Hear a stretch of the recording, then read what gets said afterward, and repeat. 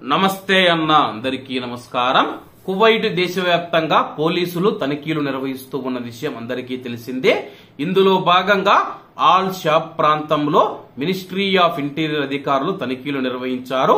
ఈ యొక్క తనిఖీలు కువైట్ ఉప ప్రధానమంత్రి మరియు మినిస్ట్రీ ఆఫ్ ఇంటీరియర్ మంత్రి అయిన షేక్ ఫహాద్ ఆల్ యూసఫ్ గారి యొక్క పర్యవేక్షణలో జరిగాయని చెప్పేసి అధికారులు తెలియజేశారు.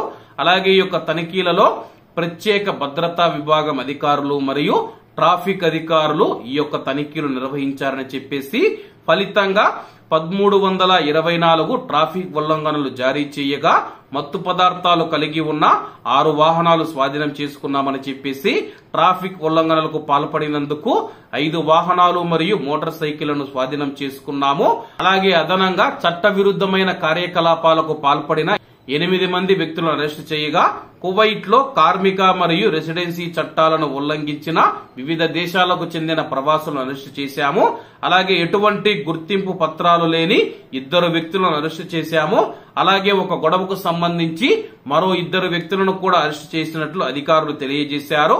అలాగే పరారీ కేసులో ఉన్న 3 అదుపులోకి తీసుకున్నామని చెప్పేసి మాదక ద్రవ్యాలు కలిగి ఉన్న ఒక వ్యక్తిని మరియు ఒక వాహనాన్ని కూడా స్వాధీనం చేసుకున్నట్లు అధికారులు తెలియజేశారు.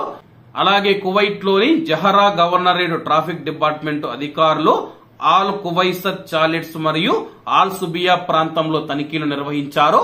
దీని ఫలితంగా 1266 ట్రాఫిక్ ఉల్లంఘనలు జారీ చేయగా 17 మంది డ్రైవింగ్ లైసెన్స్ లేకుండా డ్రైవింగ్ చేస్తూ ఉన్న 17 మంది యువకులను అరెస్ట్ చేసి జువైనల్ ప్రాసిక్యూషన్ కు రెఫర్ చేశామని చెప్పేసి అలాగే 21 మోటార్ సైకిళ్లను స్వాధీనం చేసుకుని ట్రాఫిక్ గ్యారేజీకి తరలించినట్లు అధికారులు తెలియజేశారు.